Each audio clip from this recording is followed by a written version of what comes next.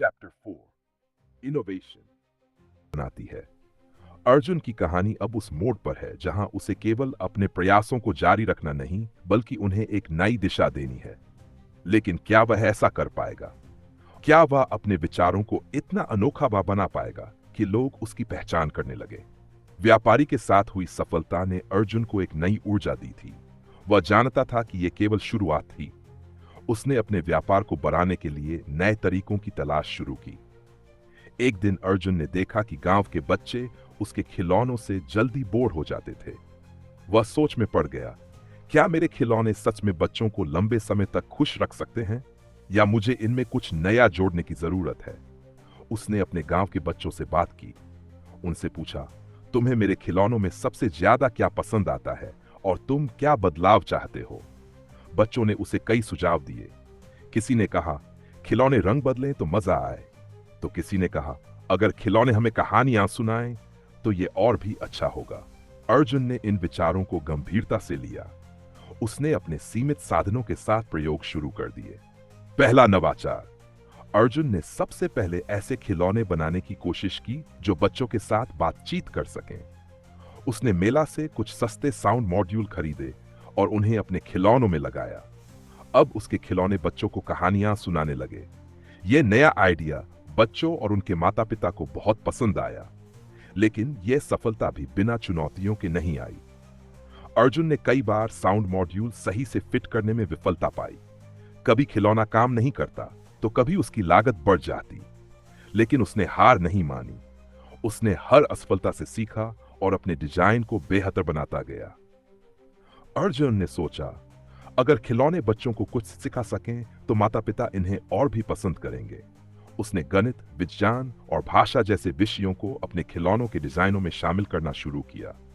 उसने ऐसे पजल्स बनाए जो बच्चों को खेल खेल में सिखा सकें। धीरे धीरे अर्जुन के खिलौने केवल मनोरंजन के साधन नहीं बल्कि बच्चों की पढ़ाई के सहायक बन गए। एक नई चुनौती। लेकिन जैसे जैसे अर्जुन के खिलौनों की लोकप्रियता बढ़ी, उसके सामने एक नई समस्या खड़ी हो गई। अब गांव के अन्य लोग भी उसी तरह के खिलौने बनाने लगे। उनके पास ज्यादा संसाधन और अनुभव था। अर्जुन के लिए यह एक बड़ा झटका था। वह उदास हो गया। उसे लगा कि उसके नवाचार का फायदा दूसरों ने उठाया। लेकिन उसकी मां ने फिर उसे प्रेरित किया। उन्होंने कहा, अर्जुन, दूसरों की नकल से घबराने की जरूरत नहीं। अगर तुम्हारे पास नए विचार हैं तो कोई तुम्हें हरा नहीं सकता। याद रखो, नवाचार केवल एक बार करने की चीज नहीं, यह एक निरंतर प्रक्रिया है। अर्जुन ने ठान लिया कि वह फिर से कुछ नया करेगा। उसने अपने खिलौनों में और भी तकनीकी सुधार लाने शुरू किए। उसने डिजिटल किताबों के विचार पर काम करना शुरू किया, जहां उसके खिलौने बच्चों को पढ़ाई में मदद कर सकें।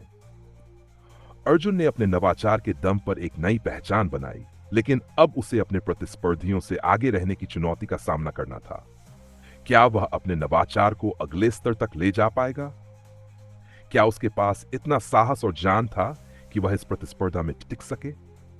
अगला अध्याय और भी रोमांचक होगा, जहां हम देखेंगे कि कैसे अर्जुन नेतृत्व और टीम वर्क का उपयोग करके अपने व्यापार को एक नई ऊंचाई तक ले जाता है।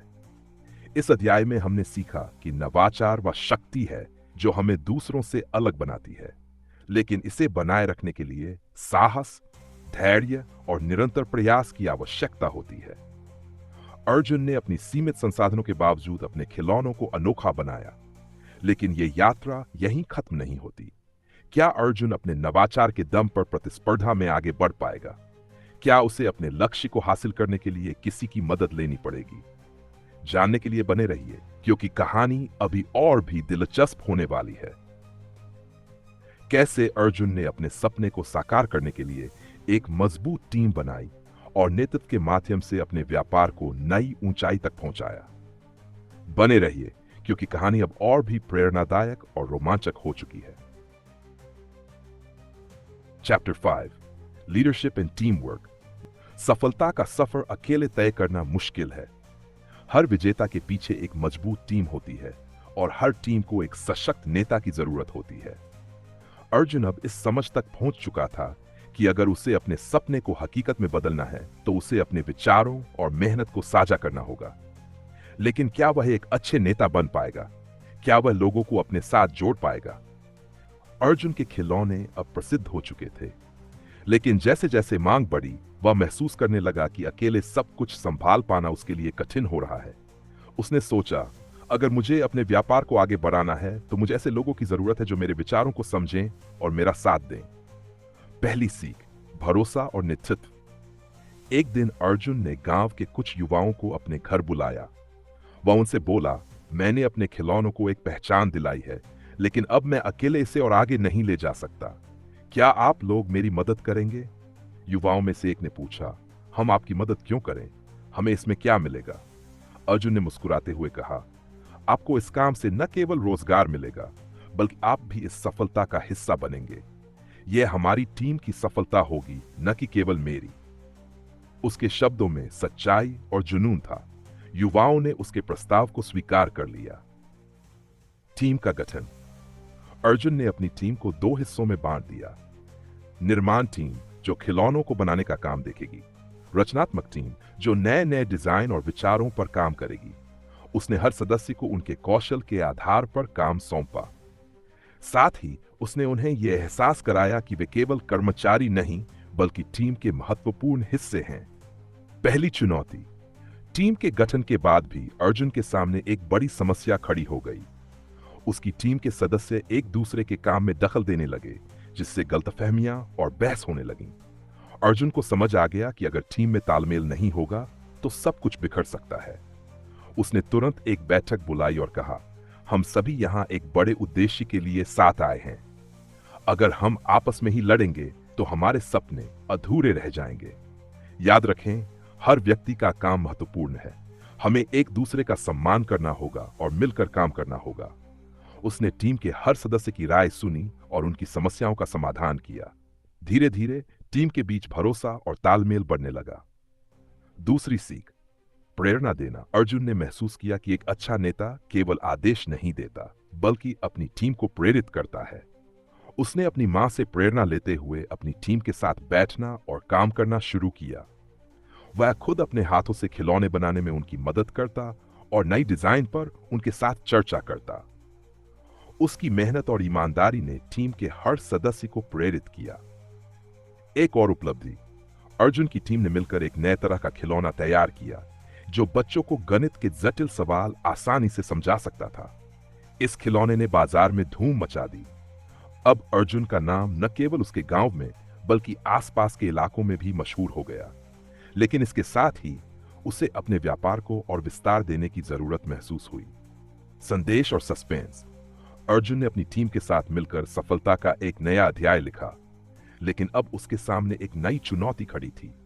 क्या वह अपने व्यापार को गांव से बाहर ले जा पाएगा? क्या वह अपने नवाचार और नेतृत्व के बल पर बड़े बाजार में अपनी जगह बना पाएगा? अगला अध्याय और भी रोमांचक होगा, जहां हम देखेंगे कि कैसे अर्जुन दृढ़ता और धैर्य के माध्यम से अपने सपनों को नई ऊंचाई तक ले जाता है। इस अध्याय में हमने सीखा कि नेतृत्व और टीम वर्क सफलता के अनिवार्य तत्व हैं। अर्जुन ने न केवल अपनी टीम बनाई, बल्कि उसे एक परिवार की तरह संभाला। उसने ये साबित किया कि सच्चा नेता वह है जो अपने साथियों को प्रेरित करे और उनकी काबिलियत पर भरोसा करे। लेकिन अर्जुन की यात्रा यहीं खत्म नहीं होती।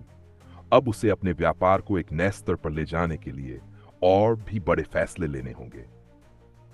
कैसे अर्जुन ने अपने सपनों को पूरा करने के लिए कठिन समय का सामना किया और अपने धैर्य और दृढ़ता के साथ हर चुनौती को पार किया। बने रहिए, क्योंकि कहानी अब और भी प्रेरणादायक और भावनात्मक हो चुकी है। Chapter 6, persistence and patience. दृढ़ता और सपनों को साकार करने का रास्ता हमेशा आसान नहीं होता। कभी कभी हमें ऐसे दौर से गुजरना पड़ता है जहां हर कदम एक नई चुनौती लेकर आता है। अर्जुन की कहानी में अब ऐसा ही एक मोड़ आ चुका है, लेकिन क्या उसकी दृढ़ता और धैर्य उसे इन कठिनाइयों से पार ले जा पाएगा, या फिर ये कठिनाइयां उसके सपनों को चकनाचूर कर देंगी? अर्जुन का खिलौनों का व्यापार तेजी से बढ़ रहा था। उसकी टीम ने गांव के छोटे बाजारों से निकलकर बड़े शहरों में भी अपने उत्पाद भेजना शुरू कर दिया था। लेकिन जैसे जैसे विस्तार हुआ, समस्याएं भी बढ़ने लगीं।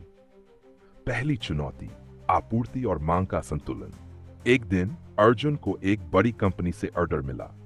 कंपनी ने उसके खिलौनों की बड़ी खेप मांगी, अर्जुन और उसकी टीम उत्साहित थे, लेकिन समस्या ये थी कि उनके पास इतने बड़े ऑर्डर को पूरा करने के लिए पर्याप्त संसाधन नहीं थे। टीम के कुछ सदस्यों ने कहा, हमें ये ऑर्डर वापस कर देना चाहिए, हमारे पास इसे पूरा करने का साधन नहीं है। लेकिन अर्जुन ने हार मानने से इनकार कर दिया। उसने कहा, यह अवसर बार बार नहीं आता, अगर हम इसे छोड़ देंगे तो हमारा व्यापार कभी बड़ा नहीं बन पाएगा।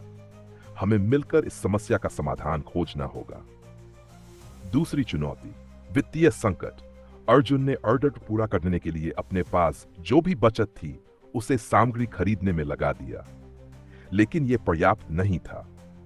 उसने गांव के कुछ व्यापारियों से कर्ज लेने की कोशिश की, लेकिन किसी ने उसकी मदद नहीं की। अर्जुन को अब अपने फैसले पर संदेह होने लगा। उसने अपनी मां से बात की। मां ने कहा, बेटा, सफलता की राह में मुश्किलें आना स्वाभाविक है, लेकिन अगर तुम धैर्य और दृढ़ता बनाए रखोगे तो रास्ता जरूर निकलेगा। उसने अपनी टीम से फिर चर्चा की और तय किया कि वे सभी मिलकर अतिरिक्त काम करेंगे ताकि सामग्री का खर्च निकल सके। अर्जुन और उसकी टीम ने रात दिन मेहनत की।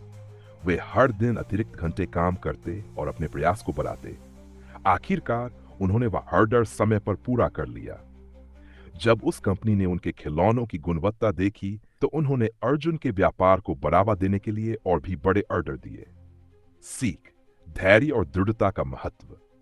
अर्जुन ने इस पूरे अनुभव से सीखा कि सफलता केवल इच्छा और टीम वर्क से नहीं मिलती, इसमें धैर्य और दृढ़ता का भी बड़ा योगदान है। उसने अपनी टीम से कहा, यह हमारी जीत है, लेकिन यह केवल मेहनत की जीत नहीं है, यह हमारी दृढ़ता और धैर्य की जीत है। अगर हम कभी हार मान लेते तो यह संभव नहीं होता। संदेश और सस्पेंस।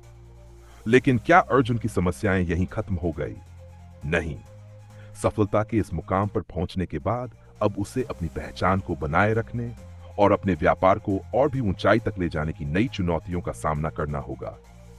अगला अध्याय और भी रोमांचक होगा, जहां हम देखेंगे कि कैसे अर्जुन अपने आंतरिक विश्वास और रचनात्मक सोच से इन नई चुनौतियों का सामना करता है। इस अध्याय ने हमें यह सिखाया कि कठिन समय में धैर्य और दृढ़ता सफलता की कुंजी है। अर्जुन ने हर मुश्किल को अपनी ताकत बनाया और अपनी मेहनत से साबित किया कि असंभव कुछ भी नहीं है। अगला अध्याय, कैसे अर्जुन ने अपने व्यापार को एक ब्रांड में बदलने का सपना देखा और उसे साकार करने के लिए एक क्रांतिकारी कदम उठाया। बने रहिए, क्योंकि कहानी अब और भी प्रेरणादायक और उत्साहवर्धक होती जा रही है। अर्जुन का अगला कदम आपको चौंका देगा। स्टोरी अच्छी लगी तो चैनल को जरूर सब्सक्राइब करें, इससे हमें काफी मोटिवेशन मिलेगा। आगे की कहानी जानना चाहते हैं तो नीचे कमेंट बॉक्स में कमेंट करें। धन्यवाद और हमारे चैनल पल पर को सब्सक्राइब करें।